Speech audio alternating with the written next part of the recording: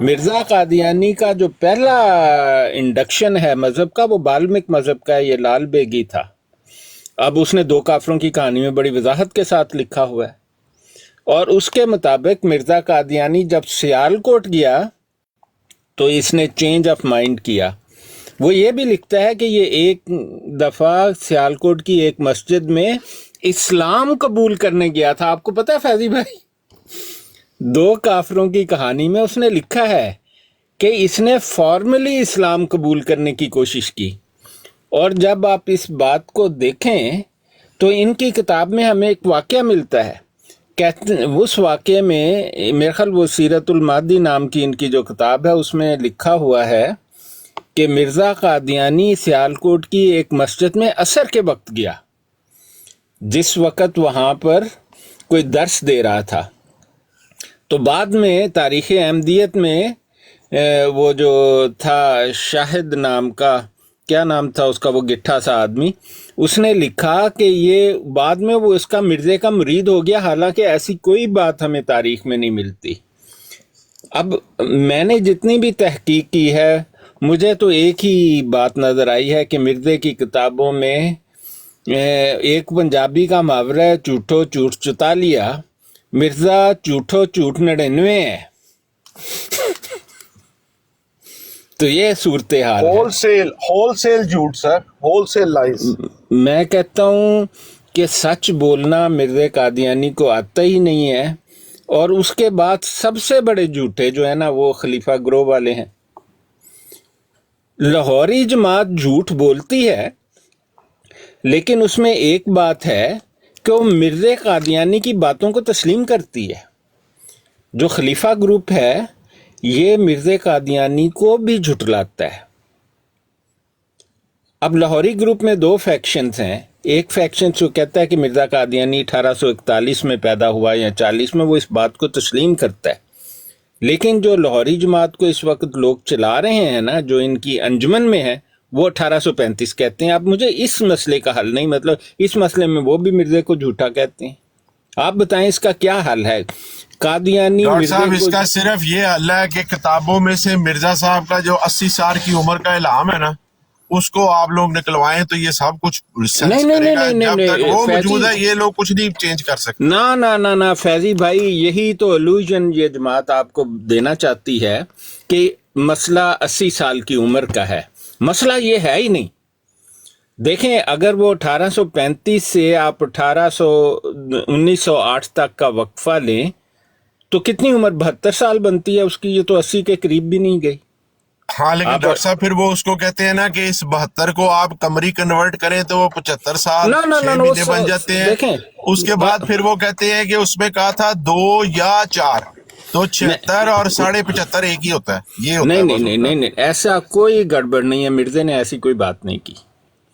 مرزا قادیانی اپنی عمر عیسوی سال کے حساب سے ہمیشہ بتاتا ہے، آپ کو یہ پتا I ہونا۔ challenge them also، میں نے یہ بھی ان کو کہا ہوا ہے کہ مرزا کی کوئی پیشن کوئی اشتہار بتا دو جس میں اس نے اسلامی کیلنڈر استعمال کیا ہو۔ He exclusively used Gregorian calendar۔ Mirza Qadiani کو جب ایک انٹرویو کیا ایک انگریز نے، آپ کو پتا نا وہ انہوں نے چھاپا ہوا ہے ملفوظات یا اس قسم کی کتاب میں، میرے پاس وہ پورا انٹرویو موجود ہے۔ اس نے مرزا قادیانی سے پوچھا تیری کتنی عمر ہے؟ تو اس نے بتائی کہ میں جناب 60 سال یا 62 سال کا ہوں۔ تو اس نے کہا کہ تمہاری کتنی عمر ہوگی؟ اس نے کہا امید ہے کہ 80 سال ہوگی، لیکن مجھے اللہ تعالیٰ نے بتایا ہے کہ اس میں 15 سال اور جمع ہو جائیں گے، 95 سال ہوگی۔ اس قسم کے اس ڈاکٹر کے صاحب وہ اگر آپ وہ لائن دوبارہ پڑھیں نا، اس کے اندر یہ نہیں وہ کہہ رہا کہ مجھے بتایا گیا، وہ کہہ رہا ہے 15 سال اور کے لیے دعا کی درخواست ہے۔ لوگ درخواستیں کر رہے ہیں، میں آپ کو بتا رہا ہوں نا سر، آپ دوبارہ پڑھ لیجئے گا، اس میں یہ اس نے کہا کہ لوگ جو ہیں وہ 15، یہ مشیر اعلیٰ کے ساتھ اس کی جو بات لوگوں کا وہ والی ہے کیا مشیر اعلیٰ، کہ لوگ جو ہیں وہ 15 سال بڑھانے کی درخواست کر رہے ہیں، لیکن مجھے یہی پتا ہے کہ 80 ہے، اور اس کے اندر اس نے خود کنفرم کیا ہوا ہے کہ ابھی میں نے 10 سال اور زندہ رہنا ہے، اور اس کے 3 سال بعد وہ مر گیا ہے، 7 سال شارٹ۔ نہیں آپ دیکھیں بات پتہ کیا ہے کہ یہ 80 والی بات ہی کوئی نہیں ہے۔ یہ بات آپ کو جو لوگ تھے نا، دو کافروں کی کہانی میں ایک ضمیمہ درج ہے، اس میں بھی یہ بات کا جواب ہے۔ مرزا غلام قادیانی کا باپ جو ہے وہ غلام مرتضیٰ نہیں ہے، یہ اس کو چھپانے کی سازش ہے، کیونکہ غلام مرتضیٰ جو ہے 1838 ستمبر کے مہینے سے لے کر 1842 تک اینگلو افغان وار، فرسٹ وار جو تھی اینگلو افغان، اس میں تھا، اور وہ جنگ انگریزوں کی نہیں تھی، وہ جنگ دل خالصہ کی تھی، پورا دل خالصہ وہاں موجود تھا۔ کہتے ہیں کہ وہ جنگ انگریزوں نے اس لیے کروائی تاکہ سکھوں کو کمزور کیا جائے اور پھر سکھ حکومت کو ختم کر دیا جائے۔ بعین ہی ایسے ہوا، دل خالصہ کے اتنے لوگ مارے گئے اور ان کا جو خزانہ تھا تقریباً خالی ہو گیا پنجابیوں کا۔ اس کے بعد انگریز نے اب دیکھیں 1849 میں سکھ کی حکومت کو بڑی آسانی سے ختم کر دیا۔ یہ ان کی اسٹریٹجی تھی۔ قادیانی اس بات کو چھپانا چاہتے ہیں کہ غلام مرتضیٰ مرزا قادیانی جو ہے اس کا باپ نہیں ہے۔ آپ اس کے بہت سارے ہمیں ثبوت ملتے ہیں نا، آپ سیرت الماضی پڑھیں جو اس نے مرزا مرتد کے بارے میں لکھی ہے، اس میں بہت کم یہ لکھا ہے کہ اس کے باپ کے ساتھ اس کا انٹریکشن کیا ہے۔ ہمیں ایک دو واقعات ملتے ہیں کہ ایک دفعہ کوئی آدمی آیا، اس نے غلام مرتضیٰ سے کہا بھی تیرا ایک لڑکا تو ہے، تو ہمیں ہر وقت کھاتا رہتا، سنا ہے ایک اور بھی ہے۔ اب انہوں نے تو پالش کر کے لکھا ہے، غلام مرتضیٰ نے کہا ہوگا حرامی ہے، خسرا ہے، نہ کم دا نہ کاج دا، دشمن نہ ناش دا، یہ اس نے کہا ہوگا۔ انہوں نے اس کو پالش پولش کر کے لکھا، انہوں نے کہا جی وہ لڑکیوں کی طرح شرماتا ہے، کام وام نہیں کرتا۔ آپ کو تو علم ہی ہوگا، آپ نے پڑھی ہوگا یہ سیرت الماضی۔ جی جی جی۔ آپ مجھے بتائیں، اور اس کے بعد ایک اور جگہ سیرت المہدی میں لکھتے ہیں کہ اس کا باپ اس کو مارتا تھا، بڑے جوتے مارتا تھا، اور اس کو دیوڑی میں سلاتا تھا، گھر کے اندر نہیں آنے دیتا تھا، یہ بھی آپ نے پڑھا ہوگا۔ تو آپ دیکھیں کہ مرزے کا اور غلام مرتضیٰ کا وہ تعلق اس کا فریکشن بھی نہیں ہے جو اس کا تعلق غلام قادر کے ساتھ ہے۔ غلام قادر کے ساتھ اس کی بہت ساری کہانیاں درج ہیں، ہر بات غلام قادر، ہر بات غلام قادر، مرزا قادیانی کچھ بھی نہیں، جوتے۔ اور مرزا قادیانی نے خود لکھا ہے جب اس کا بڑا بھائی 1883 میں مر گیا تو اس نے کہا کہ بڑی خوشی کی بات ہے کہ میرا باپ بھائی دونوں سے جان چھوٹ گئی، بہت مارتے تھے مجھے۔ آپ مجھے بتائیں کہ اس کے پیچھے کیا ہے؟ اس کے پیچھے مرزا قادیانی کذاب کا جو ہے ولد الزنا اور ولد الحرام ہونا ہے۔ اب وہ کیا کرتا؟ اس زمانے میں لوگ چپ کر جاتے تھے۔ لیکن اب دوسری بات دیکھیں، جب یہ سیالکوٹ میں تھا تو اس کے باپ نے اسے نوکری لے کے دی۔ لوگوں کو، بہت کم لوگوں کو پتا ہے، نہ یہ سیرت المہدی میں بتاتے ہیں نہ کہیں اور بتاتے ہیں۔ لاہور سے ایک آدمی آیا، اس نے غلام مرتضیٰ کو کہا بھئی اس کو تو پولیس نے پکڑنے، ورنٹ جاری ہیں اس کے۔ غلام مرتضیٰ نے ایک آرمی افسر جو تھا انگریز، اس کو پاس گیا، اس نے کہا بھئی اس کو کچھ کرو، تو اس نے کہا کہ تم اس کو قادیان سے دور بھیج دو۔ اس نے مرزے کو پیغام دیا قادیان آؤ، اور مرزا قادیانی سے وہ گاؤں کے باہر ملا۔ وہاں پر اس نے مرزا قادیانی کو کہا تو سیالکوٹ چلے جا، اور سیالکوٹ میں اس نے کہا ڈپٹی کمشنر کے دفتر میں جا، فلاں آدمی سے جا کر مل۔ اور وہ فلاں آدمی آپ کو پتا کون تھا؟ بشپ آف سیالکوٹ تھا۔ اس نے کہا اس سے جا کے مل، وہ تجھے سیالکوٹ میں نوکری لے جائے گا ڈپٹی کمشنر کے آفس میں۔ تو اس طرح سے اسے رنر کی نوکری وہاں پر لے کر دی گئی۔ تو آپ خود سوچیں کہ یہ وہ وقفہ تھا، اور جاتے ہوئے اس نے کہا کہ تجھے کبھی، جب تک تیری ماں زندہ ہے تو واپس نہیں آئے گا، یہ لفظ تھے مرزا۔ اور دیکھیں یہ کیسا نبی ہے، لعنتی قسم کا، اس کی ماں اس کی غیر موجودگی میں مر گئی۔ غلام مرتضیٰ نے، اور کہتے ہیں کہ اس کی ماں کے آخری حرف مرزا قادیانی کے بارے میں تھے، اللہ تینوں، رب تینوں کدی سکھ نہ دے۔ یہ امام دین نے لکھا ہے دو کافروں کی کہانی میں، کہتا ہے اس کی ماں کے لفظ، اس کی بہت بڑی وجہ ہے نا ڈاکٹر صاحب، اس کی بہت بڑی وجہ ہے، جس وقت پہلے یہ پینشن آیا کرتی تھی نا، تو یہ پینشن غلام مرتضیٰ وصول کیا کرتا تھا، اور اپنی مرضی سے کسی کو 20 روپے، کسی کو 10 روپے، کسی کو 15 روپے، کسی کو 20 روپے، کسی کو 15 روپے، کسی کو 20 روپے اپنی مرضی سے بانٹا کرتا تھا، اور بگ چنک خود رکھا کرتا تھا۔ وہی بگ چنک جو یہ خود رکھتا تھا وہی چراغ بی بی یوز کرتی تھی۔ دا لیڈی آف لائٹ اگر آپ پڑھیں جو مرزے کے اپنے صحابی نے لکھی ہوئی ہے، تو وہ اتنی دعوتیں کرتی تھی، اتنے وہ لکھتا ہے جی کھانے پکاتی تھی، یہ کرتی تھی، وہ کرتی تھی، جو لوگ آتے تھے غلام مرتضیٰ کو ملنے کے لیے ان کے لیے کھانڈیاں ہی پکتی رہتی تھیں۔ وہ کہاں سے آتی تھی؟ وہ سارے قبیلے کی جو پینشن تھی۔ جب مرزا اور امام دین دونوں لے کے پینشن بھاگے، سارے قبیلے نے آ کے انہی دونوں کا بوا پڑنا ہے، ملک مرتضیٰ غلام مرتضیٰ کا اور اس کی چراغ بی بی کا، کہ ساڈے سارے سال دی روٹیاں تاڑے منڈے لے کے نس گئے، ان سانو دیو۔ اس لیے بڑی بےزتی کا سبب بنی، اور اس کے بعد پھر فیملی جو ہے وہ گئی کورٹ کے اندر، اور انہوں نے کہا جی ہمیں یہ غلام مرتضیٰ کے اوپر ہمیں بالکل کوئی وہ نہیں ہے اعتبار، ہم اس کی کوئی ڈسٹریبیوشن قبول نہیں کرنا چاہتے، ہمیں پینشن خود ڈائریکٹ ادا کی جائے۔ اور پھر وہ کورٹ کے اندر 1865 کے اندر سیٹلمنٹ کا ان کا کیس ہوا پینشن کا، جس کے اندر پھر اس کے پیو کا کردار مک گیا، جس کو کہ 700 ملتا تھا، اس میں سے جو مرضی دیتا تھا اس کو صرف 125 ملنے لگے، باقی that was his out of whole district جو انہوں نے آپس میں تقسیم کی تھی، اس کو صرف 125 روپے سال کے ملتے تھے۔ پھر تو ظاہری بات ہے ماں نے تو پھر ناراض ہونا تھا نا۔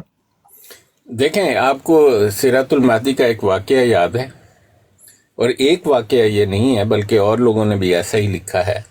ایک دفعہ مرزا قادیانی 10-12 سال کی عمر کے درمیان تھا، تو آیا اور اس نے ماں سے کہا مجھے روٹی دو، تو ماں نے کہا گھر میں سالن نہیں ہے۔ آپ کو یاد ہے وہ واقعہ؟ سوال نال روٹی کھا لے۔ ہاں، نہیں، پہلے اس نے کہا چار سے کھا لے، مرزے نے کہا میں نہیں کھاتا، انہوں نے کہا پھر سوا نال کھا لے۔ اور وہ گوبر جلاتی تھی، آپ کو یہ بھی پتا ہونا چاہیے، وہ لکڑیاں نہیں جلاتی تھی۔ تو اس نے گوبر کی راکھ مرزا قادیانی نے اٹھائی، روٹی میں رکھی اور روٹی کھا گیا۔ سیرت المہدی میں لکھا ہے لوگ اس پر خوب ہنسے۔ لعنتی ہو، یہ ہنسنے کی کہاں بات ہے؟ نبی پیدا ہوتے ہیں، بنائے نہیں جاتے۔ ایک نبی گائے کا گوبر کھا گیا راکھ کی صورت میں، جس کو تم نبی مانتے ہو، وہ تو اس کے ذہنی مرض کی علامت ہے۔ اور دوسری بات آپ نے نوٹ کی کہ انہوں نے ایک واقعہ گھڑا ہوا ہے کہ چونکہ چڑیاں کو سرکنڈے سے مارتا تھا، پخانے والے پانی میں تیرتا تھا، بدبو سے بھرا گھر میں آتا تھا، یہ سب لکھا ہے ان کی کتابوں میں۔ ایک تالاب تھا تو جو قادیان کے باہر ایک تالاب تھا جہاں پر ساری گندگی کا وہ جو فضلہ تھا وہ اسی آج تالاب کل اس پر انہوں نے جالی اسی ڈالی میں یہ ہوئی نہاتا ہے۔ ہاں، آج کل اس پر جالی ڈالی ہوئی ہے تبرکن، آپ کو پتا نہیں ہے؟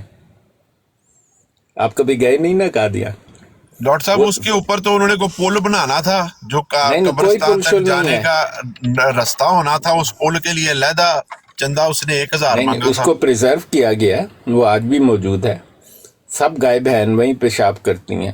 اچھا ڈاکٹر صاحب یہ کوئی سوال پوچھنا چاہ رہا ہے ایس کے، اگر اجازت ہو؟ ہاں، نہیں، مزے کیا ایس کے کیا سوال ہے، پوچھو ڈاکٹر صاحب سے۔ نہیں، ادھر فیضی بھائی آپ بھی موجود ہیں، ان کو صحیح جواب نہیں فیضی بھائی، وہ نا مومو سسٹر نے کہا تھا کہ جو اس کے ٹپے والی ہیں جہاں پہ اس نے ٹپے وغیرہ کیے ہوئے وہ کس کتاب میں ملیں گے؟ کون سے ٹپے؟ ہاں، فیضی بھائی دسو دے دیکھیں، انہوں نے ٹپے والی 2 باتیں ہیں، وہ فیضی بھائی کو بھی پتا ہوگی۔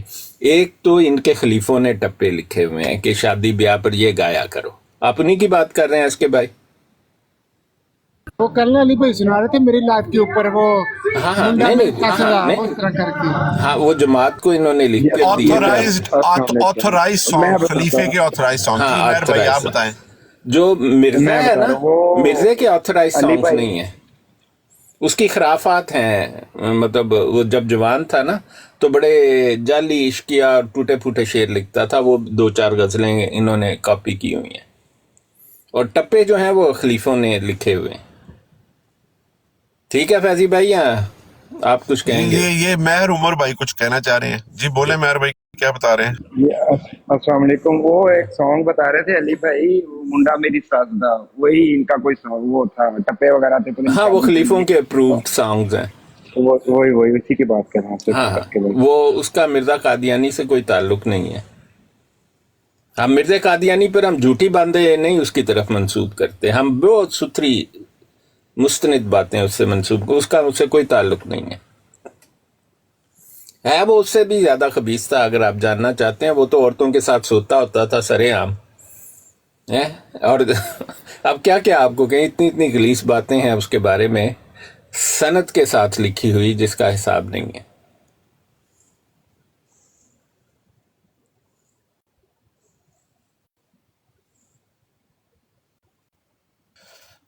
टप्पे तो नहीं है मेरे पास, इश्किया शायरी सुन ले थोड़ी सी एसके भाई। हाँ, ये वो उसकी 3 गजलें 3-4 जो उसने हाँ, नबी बनने इश्क से का पहले रोग लिखी। है, जरा सुनो एसके। इश्क का रोग है, क्या पूछते हो इसकी दवा, ऐसे बीमार का मरना ही दवा होता है। कुछ मजा पाया है मेरे दिल, अभी कुछ पाओगे, तुम भी कहते थे कि उल्फत में मजा होता है। ये कादियान का मसीह है, सुन ले। अच्छा आगे सुने। हाय हाय क्यों हिजर के इल्म में पड़े, मुफ्त बैठे बिठाए गम में पड़े, इसके जाने से सब्र दिल से गया। ये मोहम्मदी बेगम की जब शादी हो गई 1892 में, उस वक्त की बात है। नहीं नहीं, उस तो पहला था। उसके जाने से सब्र दिल से गया, होश भी वर्ताए अदम में पड़े, सबब कोई खुदावंद बना दे, किसी सूरत से वो सूरत दिखा दे, करम फरमा के ओ मेरे जानी, बहुत रोए हैं अब हमको हंसा दे, कभी निकलेगा आखिर तंग होकर, दला एक बार शोरो गुल, जरा एक बार शोरो गुल मचा दे। साहब लगाएं, ये कादियान का नहीं मसला है। नहीं फैजी भाई, कादियानियों को मेरा मशवरा है कि इस गज़ल को इल्हामी गज़ल करार दे दें, क्योंकि ये 7 अप्रैल 1892 का जो शादी का वाक़या है मोहम्मदी बेगम का, उस पर बिल्कुल फिट बैठती है। तो ये प्रोपेगेंडा करें कि उसके इल्हाम की तो ये हालत थी कि जवानी में जब उसका दावा नबूवत नाउज़ुबिल्लाह नहीं था, तब भी यही इल्हाम ना, ये उसकी इल्हामी गज़ल मैं तो अच्छा, मानता हूं। और डॉक्टर साहब मजे की बात देखें, इश्क मिर्जे का नाकाम हो रहा है और इस दौरान काफर हमें बना रहा है। कैसे? कहता है ना सर की होश है तुमको ना पाकी, समझ ऐसी हुई कुदरत खुदा की है ना। एक मिनट। ना सर की होश है तुमको ना पाकी, समझ ऐसी हुई कुदरत खुदा की, मेरे बुत अब से पर्दे में रहो तुम, मेरे बुत अब से पर्दे में रहो तुम। जब वो चली गई ना पट्टी कसूर, तो उस वक्त रो रहा है कि काफर हो गई खलकत खुदा की। लो जी, जिन्होंने रिश्ता नहीं देता वो काफर हो गए ने। हूं साहब लो। नहीं फैजी भाई, ये बताएं, वो पट्टी पुट्टी गई। अच्छा, मिर्जे की सारी किताबों में पंजाबी का एक ही लफ्ज है, पुट्टी गई। ये पट्टी पुट्टी गई जो थी, डॉक्टर साहब पट्टी जो है ये कसूर का एक इलाका है। हाँ नहीं नहीं, मैंने देखा हुआ है ये। देखें, मैं आपको बता देता हूँ, लाहौर जाए ना आप, तो लाहौर से आप बॉर्डर क्रॉस करें कसूर की तरफ, वहां से कोई 10 मील आप जाए, मैं खुद पट्टी गया हुआ, और जहां पर सुल्तान रहता था वहां मैंने घर देखा हुआ है। तो वहां पर एक खासा बड़ा कस्बा है, उसमें 2-3 बाजार हैं, मतलब चनाब नगर से बड़ा है वो पट्टी जो है। और वहाँ के लोग कहते हैं कि ये उस ज़माने में बहुत छोटा होता था, लेकिन अब बहुत बड़ा हो गया। उस ज़माने में इसकी आबादी को 15-20 हज़ार थी, और अब 5-6 लाख के करीब है उसकी आबादी पट्टी की जी। और इंडिया में है ये, पाकिस्तान में नहीं है। अच्छा, दूसरा वो कहते हैं नहीं मंजूर थी गर तुमको उल्फत, तो ये मुझको भी जितलाया तो होता, मेरी दिलसोजियों से बेखबर हो, मेरा कुछ भेद भी पाया तो होता, दिल अपना इसको दूं या होश या जान, कोई एक हुक्म फरमाया तो होता। ये है कादियान का मसीह भाई। नहीं नहीं, मतलब देखें, अफसोस की बात इस सारे किस्से में ये है, और आप शायद जानते हैं या नहीं, कि आम कादियानी जो है ना, वो ना ऐसी बातों को जानता है, और जब हम ऐसी बात उसे बताते हैं उसको यकीन भी नहीं आता, बड़ा डिसबिलीफ में चले जाता है। और उसका जवाब इनकी जमात, वो जाके पूछता है मुरब्बियों से, भाई ये तो सुनिया नहीं हो की कहता पे, तो वो उसे कहते हैं जी ये तो झूठे हैं, आपको तो पता है ना 14वीं सदी में उलमा, और ये तो आलिम भी नहीं है, ये तो सब झूठ बोलते हैं हमारे खिलाफ। तो मैं कादियानियों से कहता हूं कि भाई सब झूठ बोलते हैं, तो ये कौन से वाला सच बोलते हैं? पहली बात तो है कि मुसलमान बिल्कुल झूठ नहीं बोलते इनके बारे में, اور وہ ان کے بارے میں گند اتنا زیادہ ہے کہ آپ جتنا مرضی لوگوں کو سناتے جائیں ختم ہی نہیں ہوتا ہے، تو اس میں جھوٹ بولنے کی ضرورت ہی نہیں پڑتی ہے۔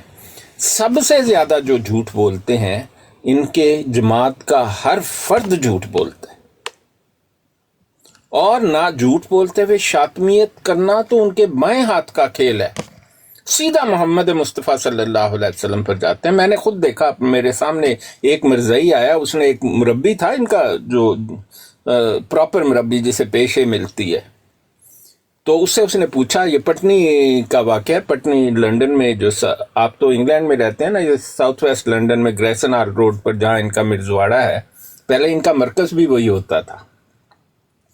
تو وہاں پر کسی نے پوچھا اس سے، اور بڑا سینئر مربی جناب، بڈھا ہو رہا تھا اور خبیث ایک نمبر کا تھا، اس نے کہا بھئی یہ بات مجھے بتاؤ کہ یہ آہستہ آہستہ مرزے نے کیوں نہیں، اس کو پہلی دفعہ کیوں نہیں پتہ لگا نبی؟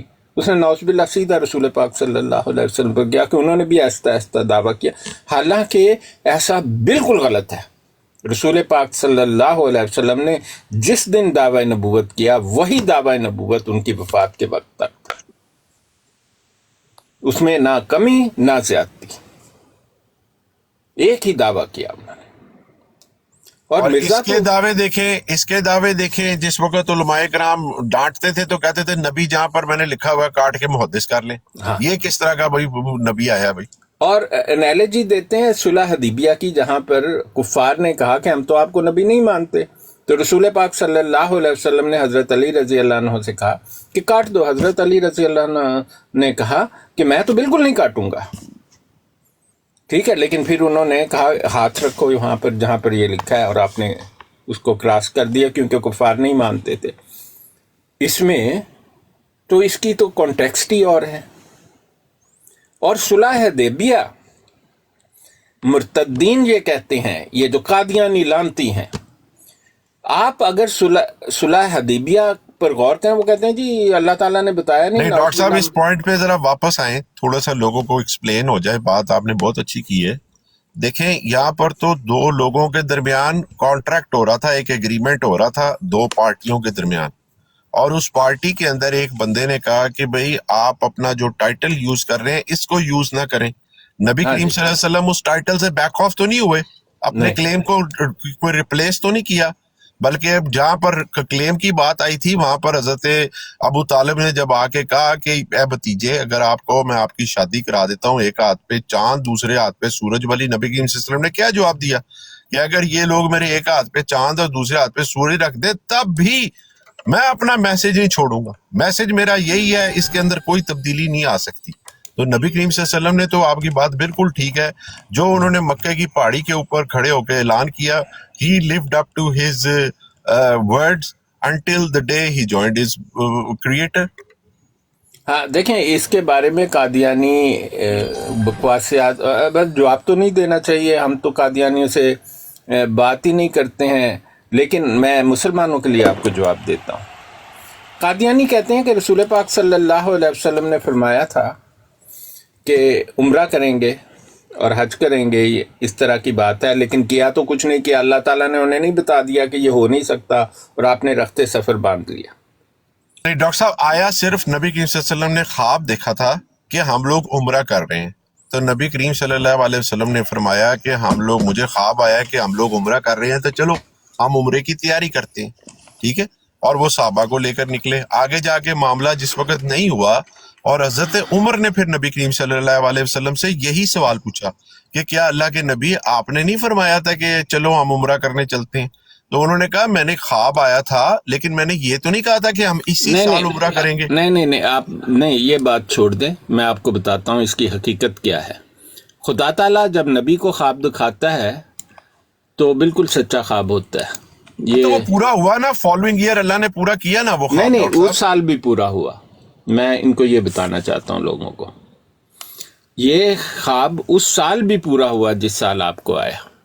آپ اس کی حقیقت دیکھیں، حقیقت کیا ہے، اور جو لوگ تاریخ جانتے ہیں وہ اس سے اس قدر شدت کے ساتھ واقف ہیں، بلکہ آپ کو پتہ ہے اس واقعہ کا ذکر جو ہے قرآن پاک میں ہے، آپ جانتے ہیں کہاں لکھا ہے یہ صلح حدیبیہ کا واقعہ قرآن پاک میں؟ جی جی، جہاں پر وہ ذکر ہے کہ جب تم لوگ بیعت کر رہے تھے تو اس کے اوپر ہاتھ، یہ ہے جی سورہ الفتح اس کا نام ہے، اس کی آیت نمبر یہ 24 ہے۔ اعوذ باللہ من الشیطان الرجیم وَهُوَ الَّذِي كَفَّ أَيْدِيَهُمْ عَنْكُمْ وَأَيْدِيَكُمْ عَنْهُمْ بِبَطْنِ مَكَّةَ مِنْ بَعْدِ أَنْ أَظْفَرَكُمْ عَلَيْهِمْ وَكَانَ اللَّهُ بِمَا تَعْمَلُونَ بَصِيرًا۔ اس سے پہلی آیت ہے سنت اللہ التی قد خلت من قبل ولن تجد لسنت اللہ تبدیلا۔ پھر ہم الذین کفروا وصدوکم عن المسجد الحرام، اس قدر تفصیل سے ہے یہ واقعہ لکھا قرآن میں۔ ہم الذین کفروا وصدوکم عن المسجد الحرام والہدی معکوفا ان یبلغ محلہ ولولا رجال مؤمنون ونساء مؤمنات لم تعلموهم ان تطوعوهم فتصيبكم منهم معرة بغير علم ليدخل الله في رحمته من يشاء لو تسيلوا لعذبنا الذين كفروا منهم عذاب أليما۔ میں آپ کو اس کا ترجمہ بتا دیتا ہوں کہ یہ وہ آیات ہیں جو صلح حدیبیہ کے بارے میں ڈائریکٹلی قرآن پاک میں نازل ہوئی کہ سنت اللہ التی قد خلت من قبل، اللہ تعالیٰ کا دستور ہمیشہ سے ایک چلا آ رہا ہے، وَلَن تَجِدَ لِسُنَّتِ اللَّهِ تبدیلا، اور تم اللہ تعالیٰ کے قانون میں، اللہ کی سنت میں کبھی تبدیلی نہیں پاؤ گے۔ وَهُوَ الَّذِي، وہی اور وہی ہے جس نے کفّ ایدیہم عنکم، روک دیے ان کے ہاتھ تمہاری طرف بڑھنے سے، وَأَيْدِيَكُمْ عَنْهُمْ، اور تمہارے ہاتھ ان کی طرف بڑھنے سے، بِبَطْنِ مکہ، مکہ کی وادی میں، آپ کو ہوتا ہے نا حدیبیہ مکہ کے قریب ہے، مِن بَعْدِ أَنْ أَظْفَرَكُمْ عَلَيْهِمْ، اس کے بعد کہ اس نے تمہیں ان پر فتح دے دی تھی، وَكَانَ اللَّهُ بِمَا تَعْمَلُونَ بَصِيرًا، اور جو کچھ تم لوگ کر رہے ہو اللہ دیکھ رہا ہے۔ آگے ہم الذین کفروا، وہی لوگ ہیں جنہوں نے کفر کیا اور تمہیں روکے رکھا مسجد حرام تک جانے سے، اور قربانی کے جانور بھی روکے گئے اپنی جگہ پہنچنے سے، اور اگر نہ ہوتے ایسے مومن مرد اور مومن عورتیں جنہیں تم نہیں جانتے تھے، اندیشہ تھا کہ تم لوگ انہیں بھی کچل دیتے تو ان کے بارے میں تم پر الزام آتا، تو جنگ نہ روکی جاتی۔ اور کیوں روکی گئی؟ تاکہ اللہ داخل کرے اپنی رحمت میں جس کو چاہے۔ اگر وہ علیحدہ ہو چکے ہوتے تو ان سے جو کافر تھے، لَعَذَبْنَا الَّذِينَ كَفَرُوا مِنْهُمْ عَذَابٌ أَلِيمًا، ان کو ہم دردناک خبر کا عذاب کا مزہ چکاتے ہیں۔ اب دیکھیں اس میں حکمت کیا تھی۔ یہ وہ حکمت ہے جو اسلام کی سب سے بڑی فتح کا باعث بنی۔ اگر صلح حدیبیہ کی ایک شکل یہ تھی، آپ کو پڑھنا چاہیے صلح حدیبیہ میں کیا لکھا ہے، کہ اگر یہودی، اور یہ جنگ خندق کے بات ہوئی جب یہودیوں نے مسلمانوں کے خلاف جاسوسی کی۔ میں آپ کو اس واقعے کی بیک گراؤنڈ بتا رہا ہوں تاکہ مسلمانوں کو پتہ لگے کہ قادیانی کتنے خبیث نسل کے لوگ ہیں۔ جنگ خندق میں جو یہودی قبیلے تھے انہوں نے مسلمانوں کے خلاف جاسوسی کی اور کفار مکہ کو ساری خبریں دی۔ جب کفار مکہ چلے گئے شکست کھا کر، تو رسول پاک صلی اللہ علیہ وسلم نے قبیلے کے سرداروں کو بلایا اور انہیں کہا کہ تم فیصلہ کرو کہ یہ جو یہودیوں نے قبیلے نے کیا ہے اس کی کیا سزا ہو۔ ان لوگوں نے یہ فیصلہ دیا کہ جس قبیلے نے یہ جاسوسی کی ہے اس میں 18 سال اور اس سے زائد عمر کے ہر شخص کی گردن اتار دی جائے، اور ایسا ہی کیا گیا۔ اس کے بعد یہودی لوگ مدینہ سے چلے گئے اور خیبر میں جا کر آباد ہو گئے، اور مسلسل سازشیں کرتے تھے کہ مسلمانوں کو کیسے ختم کیا جائے، کیونکہ ایک بہت بڑے قبیلے کا ہر جوان مرد جو 18 اور 18 سے اوپر تھا اس کی گردن اتار دی گئی تھی۔ ان کے جو بدلے کی آگ تھی اس کو کوئی بھی محسوس کر سکتا تھا۔ خدا تعالیٰ نے محمد مصطفیٰ صلی اللہ علیہ وسلم کو مکہ کی طرف بھیجا،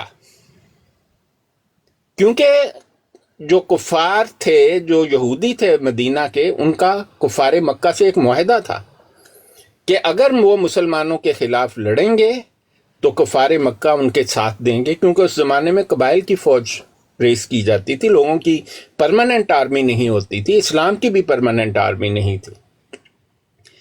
तो ये मुआहदा मक्का के कुफार और यहूदियों के दरमियान था।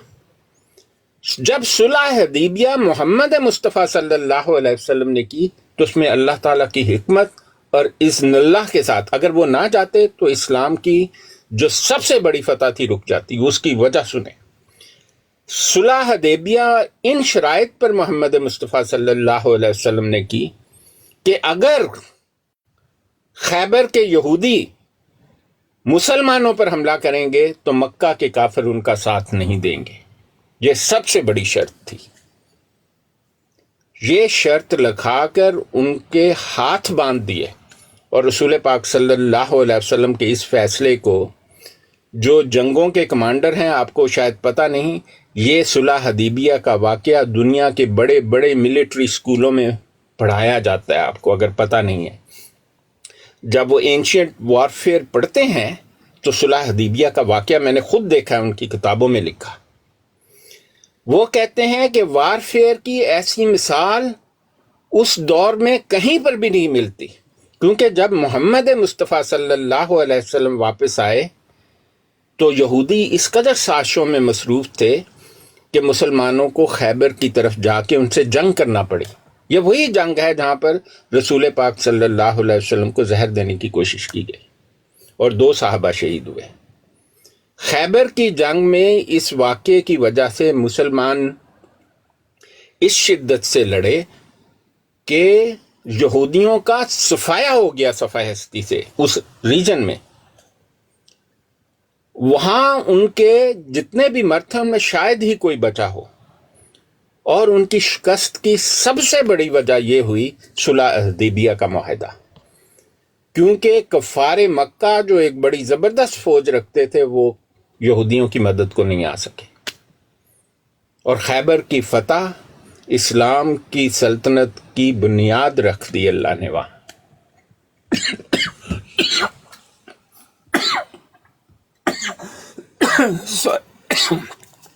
एक मिनट। अच्छा डॉक्टर साहब, आप प्लीज थोड़ी ब्रेक लें, आप, नो प्रॉब्लम। अच्छा ये बताइएगा, क्या नाम है मुनीर भाई, ये जो सूरह नसर है, सूरह नसर जो है, जा जा नसरुल्लाह वल फतह, ये सुलह हदीबिया के ऊपर नाजिल हुई है या फतह मक्का के ऊपर नाजिल हुई है? इसके बारे में अगर आपकी मालूमात हो मुनीर भाई।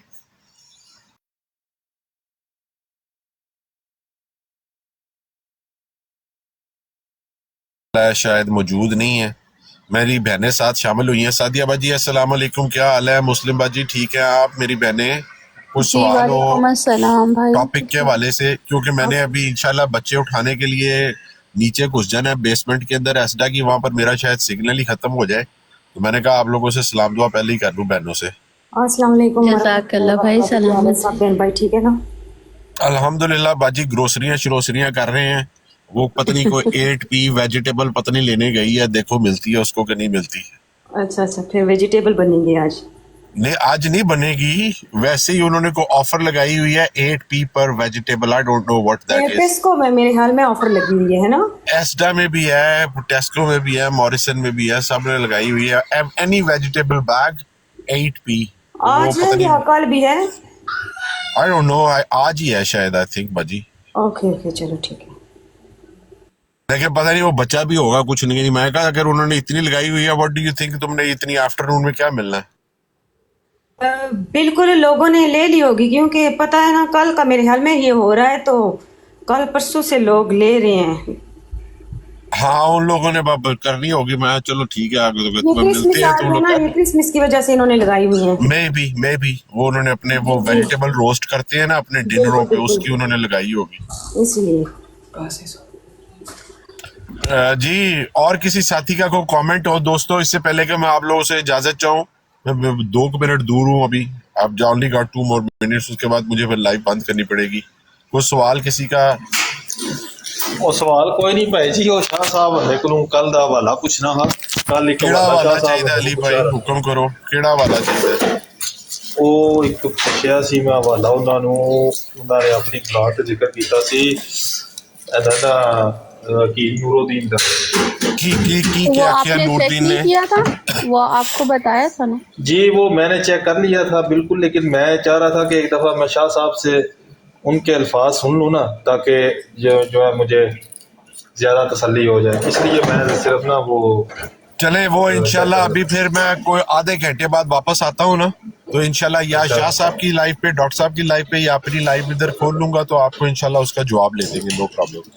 اور داؤد بھائی آپ کا کوئی کوئک کامنٹ ہو، یا اس کے آپ کا کوئی کوئک کامنٹ ہو؟